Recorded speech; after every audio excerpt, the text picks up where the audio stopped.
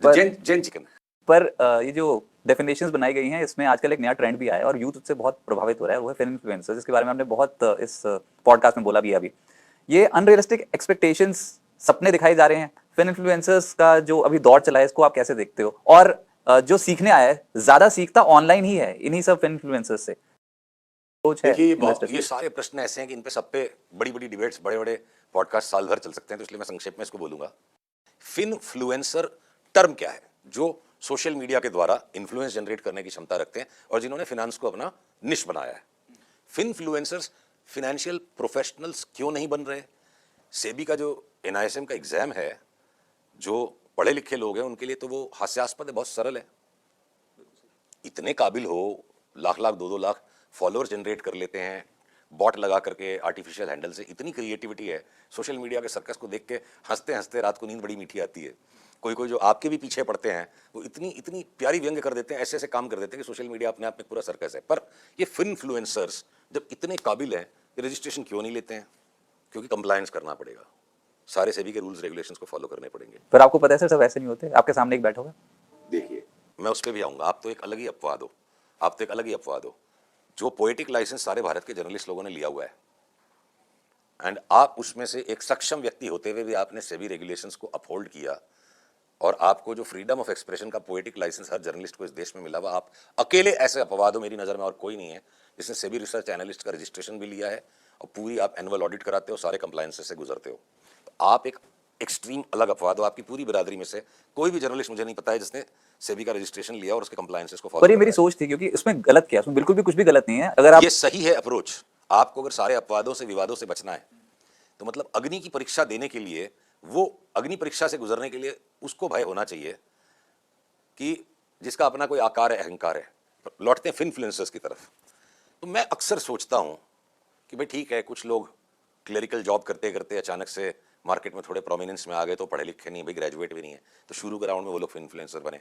फिर अब तो ऐसे पढ़े लिखे लोग भी हैं, इतने चतुर किस्म के लोग भी हैं, तो कंप्लायंस क्यों नहीं करना चाहते? क्योंकि कुछ ना कुछ ऐसी मंशा शायद हो। सबको कटघरे में खड़ा करके सब पे आरोप मैं कैसे लगा दूं जब तक मेरे पास सबूत नहीं। पर सोचता हूं कि इतनी कलाकारी, ऐसी ऐसी क्रिएटिविटी, इतनी बड़ी बड़ी टीम्स बिठा रखी है, ऐसी क्रिएटिव मीम्स बनाते हैं, ऐसे ड्रामे रचते हैं सोशल मीडिया पे लोग, तो भाई सेबी का रजिस्ट्रेशन लेकर के कंप्लाइंट होने में क्या कठिनाई है? तो अगर आपकी मंशा अनुचित होगी कहीं ना कहीं, तो आपको परीक्षा या अग्नि परीक्षा से गुजरने में भय होगा। पर अगर आप शुद्ध हैं, आपके इरादे नेक हैं, आपको सही काम करने की इच्छा है, तो आप सारा झंझट छोड़ करके बोलोगे पहले कंप्लाइंट हो जाए, ऐसा लगता है। अब हो सकता है कोई, जैसे आप अपवाद हो कि अभी तक तो देश के अंदर में फ्रीडम ऑफ एक्सप्रेशन की जो अब्यूज हो रही है, बहुत ज़्यादा जर्नलिस्टिक लिबर्टीज लोग लेते हैं। मैं फाइनेंशियल जर्नलिस्ट तो फिर भी बहुत रिस्पॉन्सिबल है। एक चीज़ पूछना चाहता हूँ, बाकी हो सकता है बहुत सारे फाइनेंशियल जर्नलिस्ट मेरे मित्र हैं, किसी को तीख भी लग सकती है, पर क्या कोई जर्नलिस्ट टेलीविजन पर बैठ करके फ्रीडम ऑफ एक्सप्रेशन के नाम पे लोगों को दवाइयाँ रिकमेंड कर सकता है? आपको एमबीबीएस होना पड़ेगा और आपको पर्सनली उसको चेक करके आप रिकमेंड करोगे। तो अभी तक क्या है, हम अंडर रेगुलेटेड मार्केट है, रेगुलेटर का कैनवास बहुत बड़ा है। Mergers and acquisitions, insider trading, corporate miss governance, mutual fund regulation, broker regulation, मतलब सेबी के काम का स्कोप इतना ज़्यादा बड़ा है कि सेबी के टेलीस्कोप को पकड़ते पकड़ते सेबी के पास में मैन पावर और बैंडविड्थ और उसका होराइजन जो है, अब ये माइक्रोस्कोप के नीचे जो काम चल रहा है, घास फूस के लेवल पे जो फिनेंशियल एडवाइस देने का जो काम है, कि इन्वेस्टमेंट एडवाइजर्स या रिसर्च एनालिस्ट और इन्फ्लुएंसर्स की जो लड़ाई है, इन्फ्लुएंसर जाके म्यूचुअल फंड से तो लड़ नहीं रहे, इन्फ्लुएंस करने के काम में लगे हुए हैं। तो हम अभी भी इवोल्यूशनरी ऐसे स्टेज पे, रेगुलेटरी इवोल्यूशन का जो 20 साल का इतिहास है वो इनफ नहीं है। सेबी बहुत एक्टिव होता जा रहा है और बहुत प्रोएक्टिव अच्छे मेजर्स लेता जा रहा है, पर 150 करोड़ की आबादी वाला देश, विश्व की 20% आबादी हमारे यहाँ पे है और विश्व का 80% टैलेंट हमारे यहाँ पे। हम इंडियंस घने शाणे हैं, तो 20% आबादी में वर्ल्ड का 80% टैलेंट है, क्रिएटिविटी। तो फिन इन्फ्लुएंस, अब हम लोग एक ही टॉपिक पे ज़्यादा अटक गए, मैं इसको समेटता हूँ। देखो, तो शायद मेरे को ऐसा लगता है, मेरे पास सबूत भी नहीं है, तर्क भी नहीं है, मैं सोचता हूँ कि सुख शांति की ज़िंदगी को छोड़ करके इतनी झंझटबाजी की ज़िंदगी कोई इन्फ्लुएंसर क्यों जीता है? आप अगर रजिस्टर्ड हो, कंप्लायंट हो, आप अपने सारे प्रोसेस को फॉलो कर रहे हो, तो निडर होकर जी सकते हो। और इन्फ्लुएंसर्स ऐसे ऐसे रोचक नाम रख लेंगे, वेरीफाइड हैंडल है, फिर भी एक से एक कलाकारी वाले नाम होते हैं। कोई लिख देगा फलाना कोई वेल नोन ब्रांड को भी पैरोडी अकाउंट। तो इस तरह का कठोर जीवन वो क्यों जी रहे हैं? कहीं ना कहीं वैल्यू सिस्टम के अंदर में कन्फ्लिक्ट है और over time SEBI will flush them out. पर किसी को सीखना है स्टॉक मार्केट, तो ये तो बहुत आसान माध्यम हो गया ना, कि आप ऑनलाइन सीख सकते हो। तो स्टॉक मार्केट को सीखना हो, चाहे आपको किसी भी चीज़ को सीखना हो, शुरू में सब लोग आसान रास्ते चलेंगे और फिर उसके बाद जब समझ में आ जाएगा उसकी कीमत कितनी बड़ी है, तो कठोर रास्ते चलेंगे। देखिए मेरी एक फेवरेट लाइन है जो मुझे याद आ गई फिन इन्फ्लुएंसर से। ये फिन इन्फ्लुएंसर्स को कितनी भी सेबी कठोर सजा दे दे, कितना भी समाज में कुछ लोग भर्त्सना कर ले, ये खत्म नहीं होंगे, बढ़ते रहेंगे। पता है क्यों? पता है क्यों? जो हमारे रिलीजन में भी होता है, जब तक चमत्कार की खोज हर हृदय में है, हर गली में बाबा पैदा होगा। और चमत्कार की खोज कर करके जब लोग हाथ चला लेंगे और बाबाओं से ध्यान हटा के भगवान पे ध्यान देंगे, चमत्कार को खोजने की बजाय और बाबा को खोजने की बजाय जब मार्केट पे ध्यान देने का काम लोग शुरू करेंगे, तब फिन फिन फिन बाबा लोगों की ग्रोथ होती जा रही है। एक बाबा पकड़ा गया, इतना बड़ा कांड कर दिया, 100 पैदा हो जाते हैं अगले 2 घंटे में। क्यों हो रहा है हमारे समाज में ये? हम भारतीय बड़े रोमांचक किस्म के व्यक्ति हैं। हम सबका व्यक्तित्व बड़ा रोमांचक है। We are all very very romanticising people and therefore we keep on seeking miracles. तो मिरेकल सीकिंग जो इंडियन माइंडसेट है, इसलिए रिलीजन में भी बाबे पैदा होंगे और शेयर बाजार में भी बाबे पैदा होंगे। बाबों को सेबी कब तक मारेगी? मानसिकता को बदलना पड़ेगा समाज की। 50 साल की लड़ाई है। फिर इन्फ्लुएंसर्स भी आज अगर इस पॉडकास्ट को देख लेंगे तो खुश हो जाएंगे। 50 साल आगे भविष्य है, क्योंकि भारत के अंदर में चमत्कार की खोज तो कभी खत्म होने वाली नहीं, पर ये तो देखो ना, बहुत यूथ भी तो आ रहा है ना अब ये स्टॉक मार्केट पे, लेकिन वो एफएनओ सीखना चाहता है। तो जो कुछ भी लोग सीखना चाहते हैं, सीखने के भी वो स्टेजेस हैं। आपको चोट खाए बिना है, हिना पिसे बिना रंग कैसे लाएगी? तो पिसना तो पड़ेगा। चाहे फिनफ्लुएंसर की सिलोड़ी पे पिस जाओ या अपने परिश्रम की सिलोड़ी पे पिस जाओ, पिसना तो पड़ेगा, तभी हिना रंग लाएगी। तो आसानी से पिसने के लिए आप आसान रास्ता खोज के फिन इन्फ्लुएंसर के पास चले जाओ, और मेथोडिकली पिसना है तो जिसके भाग्य में जो लिखा है वैसे उसको सीखना है। सीखने के अंदर में चोट तो खानी पड़ेगी। ऐसा कोई घुड़सवार नहीं, ऐसा कोई साइकिल चलाने वाला नहीं जिसने घुटने ना तोड़वाए हों। यही सीखने की प्रोसेस है। तो फिन इन्फ्लुएंसर्स को भी शुक्रिया अदा करो कि वो सिखाने की प्रोसेस को बढ़ा रहे हैं। जितने भी फ्रॉड पाखंडी बाबे पहले उनसे नफरत होती है, बोले ये भी भगवान के बनाए हुए हैं। भगवान ने सबके लिए अलग अलग तरीके बनाए सीखने के लिए। जो अब मैंने आपको सबसे पहले क्या कहा था कि हर काम का एक ही उद्देश्य है। इस जीवन की यात्रा को जीने के लिए अच्छे से हम काम शुरू करते हैं, और काम के बीच में कहीं हमें महसूस होने लगता है, पहले हम सुख खोजने के लिए, पैसा कमाने के लिए निकलते हैं। जब सुख के साधन बैठ जाते हैं तो हम संतोष खोजने के लिए काम करते रहते हैं। बहुत मजा आ रहा है, बहुत अच्छा काम कर रहा हूँ, और अच्छा काम करके दिखाना है, इंडस्ट्री का भला करना है। आप इंडस्ट्री एसोसिएशंस को लीड करते हो, प्रोफेशनल बॉडीज को चलाते हो, आप पॉलिसी को इन्फ्लुएंस करते हो। तो सुख और संतोष के आगे क्या? बुढ़ापे तक लोग क्यों काम करते हैं? भगवद गीता में क्यों नहीं लिखा गया कि कहीं पे भी आपको कर्म को त्याग देना चाहिए, भगवा धारण करके संन्यास लेके चले जाना चाहिए? संन्यास का कहीं उल्लेख नहीं भगवद गीता में, राइट? तो अब भगवद गीता एक अलग फिलॉसफी है, तो मैं चलो उसी को फॉलो करता हूँ। और भी मार्ग होंगे, जैन धर्म में संन्यास और त्याग अपनी जगह पर है। तो नहीं, ये मैंने भी देखा कि क्यों ये जो बड़े बड़े लीडर्स हैं और जो कॉर्पोरेट हाउसेस के जो चेयरपर्सन हैं, ये काम करते रहते हैं बहुत समय तक। तो ऐसा देखिए, क्या? मैं किसी भी तरह की वैल्यू सिस्टम डिबेट में तो नहीं पढ़ूंगा कि जैनिज्म बेटर है कि भगवद गीता बेटर है, पर मेरे को भगवान ने अगर अपने करीब कर लिया, कृष्ण भगवान ने, और मैंने उनके माध्यम को स्टडी किया है, पर मैं एक चीज जानता हूँ। मेरे को ऐसा लगता है, कोई मुझे पूछता है कि what is your ideal death, I say my ideal death is on my keyboard. मेरे जब प्राण लगे, मेरे प्राण छूटे तो मेरी उंगलियां मेरे कीबोर्ड पे होनी चाहिए। तो सबकी ऐसी आकांक्षाएं, सबकी अलग अलग। ऐसा क्यों? तो देखिए, जब इस प्रकृति के अंदर, इस पूरे ब्रह्मांड के अंदर में एक ही सत्य है कि परिवर्तन ही सत्य है, स्थायी कुछ नहीं है। एक ही स्थायित्व है कि परिवर्तन होता जाएगा। तो मैं कल्पना करता हूं, मेरे पास कोई प्रूफ नहीं, प्रमाण नहीं है, कि भगवान भी अभी तक इस पूरी सृष्टि को बनाने का काम पूरा नहीं कर पाए हैं, वो करते जा रहे हैं।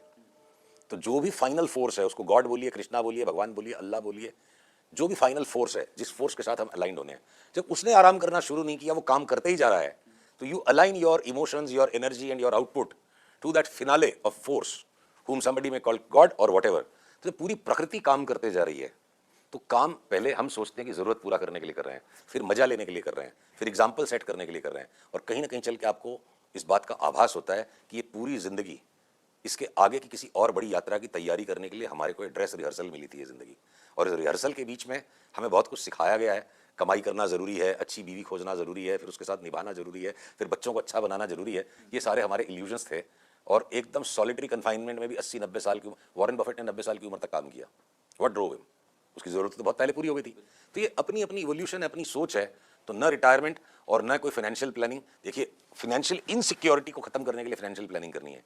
रिटायरमेंट प्लानिंग मेरे को तो लगता है शब्द ही गलत है। आप कैसे रिटायर हो पाओगे? Human mind can never retire. तो अपनी अपनी पर्सनल फिलॉसफी, इस पर बहस नहीं हो सकती। तो सबकी अपनी अपनी सोच है, मेरी सोच है। सर, अब इस पॉडकास्ट के हम अंतिम चरण में आ गए हैं, तो अब रैपिड फायर होगा, बहुत ही एक्साइटिंग रहने वाला है। तो उसमें पहला सवाल ये कि एक ऐसा ट्रेडिंग रूल जो हर मार्केट पार्टिसिपेंट को फॉलो करना चाहिए।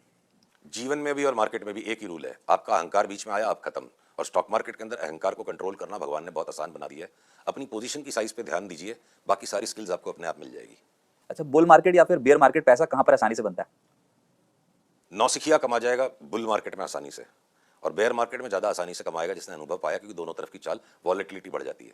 अलग अलग फेज में अलग अलग। देखिए, बांगड़ू जवान बुल मार्केट में कमाएगा, और बूढ़े हार्ड जो है ना बेयर मार्केट में कमाएंगे। सबके लिए अलग अलग टाइम है। अच्छा, मैनुअल ट्रेडिंग या फिर एल्गोस? उसका रीजन बताइए क्यों एल्गोस?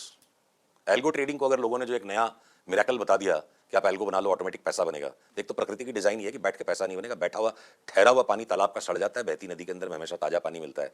एल्गोरिथमिक ट्रेडिंग को अगर ये सोच के कोई करना चाहता है कि इसे ब्रह्मांड का सत्य मिल जाएगा और हमें कोई एज मिल जाएगी और शेयर बाजार से हम कुछ एक्स्ट्राऑर्डिनरी नॉलेज लगा लेंगे, तो कंप्लीट भ्रम है। हर आदमी को जिंदगी में भी और शेयर बाजार में भी उन्हीं तरीकों को ढूंढना है कि जिन तरीकों से वो अपने आप से बचा सकें अपने आप को, कि मैं खुद अपने आप को बर्बाद न कर लूं।